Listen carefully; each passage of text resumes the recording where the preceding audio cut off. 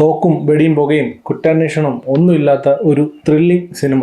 പടം തുടങ്ങി ഒരു 10 മിനിറ്റ് കഴിയുമ്പോൾ തന്നെ നമുക്ക് അടുത്ത എന്താണെന്ന് അറിയാനുള്ള ഒരു ക്യൂരിയോസിറ്റി, ആ ക്യൂരിയോസിറ്റി പടം കഴിയുന്നതിന് വരെ നിലനിർത്താൻ പറ്റുന്നു എന്നുള്ളതാണ് ഈ സിനിമയുടെ ഏറ്റവും വലിയ വിജയം. എല്ലാവർക്കും നല്ല ത്രില്ലിംഗ് ആയിട്ട് എൻജോയ് ചെയ്ത് കണ്ടിരിക്കാൻ പറ്റുന്ന, പ്രത്യേകിച്ചും ഫാമിലി ഓഡിയൻസിന് നന്നായിട്ട് ഇഷ്ടപ്പെടാൻ സാധ്യതയുള്ളൊരു പടം തന്നെയാണത്.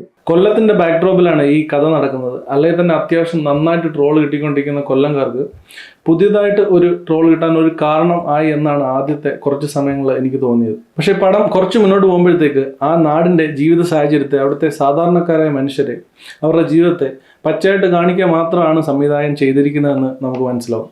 കല്യാണമായിട്ട് റിലേറ്റ് ചെയ്തിട്ടുള്ളൊരു മൂവിയാണ്. വേണമെങ്കിൽ ഒരു പപ്പട ഇലകളെയോ ഒക്കെ ചേർത്തിട്ട് ഒരു കോമഡി സീനൊക്കെ ഉണ്ടാക്കാമായിരുന്നു. പക്ഷേ ഈ സിനിമയിൽ അങ്ങനെ ഒന്നുമില്ല. ബേസിൽ ജോസഫ് ഈ പടത്തിൽ അസാധ്യ പെർഫോമൻസ് ആണ്. അജേഷ് എന്ന് പറഞ്ഞ ക്യാരക്ടറിനെ ഇത്ര വെടിപ്പായിട്ട് ചെയ്യാൻ എനിക്ക് തോന്നുന്നു ബേസിൽ ജോസഫിന് മാത്രമേ പറ്റത്തുള്ളൂ. ശരീരം കൊണ്ട് സാധാരണക്കാരനാണെങ്കിലും സ്വന്തം മനസ്സിന്റെ കട്ടി കൊണ്ട് സ്വന്തം പ്രശ്നങ്ങളെ ശക്തമായി നേരിടുന്ന ഒരു കഥാപാത്രത്തിന്റെ സ്ട്രഗിൾസ്, ഇമോഷൻസ് ഒക്കെ കറക്റ്റായിട്ട് കൺവേ ചെയ്യാൻ ബേസിലിനെ കൊണ്ട് സാധിച്ചിട്ടുണ്ട്. ഒരു കൂവുന്ന 1-2 സീൻസ് ഒക്കെ ഉണ്ട്. അതൊക്കെ ഒരു രക്ഷയില്ലാതെ തന്നെ ബേസിൽ ചെയ്തിട്ടുണ്ട്. അതുപോലെ തന്നെ നമ്മുടെ അമ്പാൻ സജിൻ ഗോപു തകർത്തിട്ടുണ്ട്. ലിജോ മോൾ നന്നായിട്ട് ചെയ്തിട്ടുണ്ട്. അതുപോലെ തന്നെ ലിജോ മോളിന്റെ ബ്രദറായിട്ട് അഭിനയിച്ച ആനന്ദ് നല്ല വൃത്തിക്ക് തന്നെ ആ കഥാപാത്രം ചെയ്തിട്ടുണ്ട്. ആ കൊല്ലംകാരന്റെ മാനരസങ്ങളൊക്കെ കറക്റ്റായിട്ട് പുള്ളി പിടിച്ചിട്ടുണ്ട് ഈ പടത്തിൽ.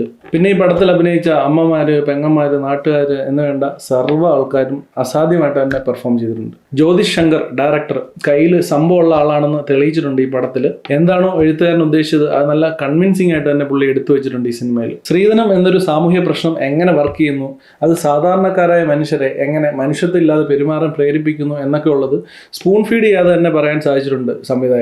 ഈ സിനിമയുടെ ബാക്ക്ഗ്രൗണ്ട് മ്യൂസിക് ഇങ്ങനെ മുഴച്ചു നിൽക്കാതെ സിനിമയ്ക്ക് വേണ്ട മീറ്ററിൽ തന്നെ നിന്നു. അതുപോലെ തന്നെ ക്യാമറയും നമുക്ക് ക്യാമറ ഉണ്ടെന്ന് അറിയിക്കാത്ത രീതിയിൽ മികച്ചു തന്നെ നിന്നു. നമ്മുടെ മതപരമായ അല്ലെങ്കിൽ കൾച്ചറലായിട്ടുള്ള ആചാരങ്ങൾ സാധാരണക്കാരായ മനുഷ്യരെ അവരുടെ ജീവിതത്തിൽ എത്രത്തോളം ആഴത്തിൽ ബാധിക്കുന്നുണ്ടെന്നും അതിങ്ങനെ ഒരു സൈക്കിൾ പോലെ ഇങ്ങനെ കറങ്ങി എക്കാലവും നമ്മുടെ ഇടയിൽ തന്നെ എങ്ങനെ നിലനിന്ന് പോകുന്നു എന്നുള്ളതും വളരെ മൈൽഡായിട്ട് കഥയുടെ ഇടയിൽ കൂടെ പറഞ്ഞു പോകുന്നുണ്ട്. സിനിമയുടെ തുടക്കത്തിൽ തന്നെ കൊല്ലം സ്ലാങ്ങിൽ വരുന്നൊരു പാട്ടുണ്ട്. അത് സൂപ്പറായിരുന്നു.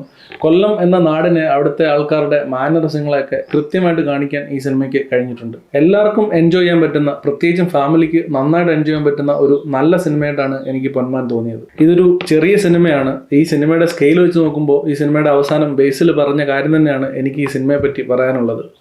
പെർഫെക്റ്റ്.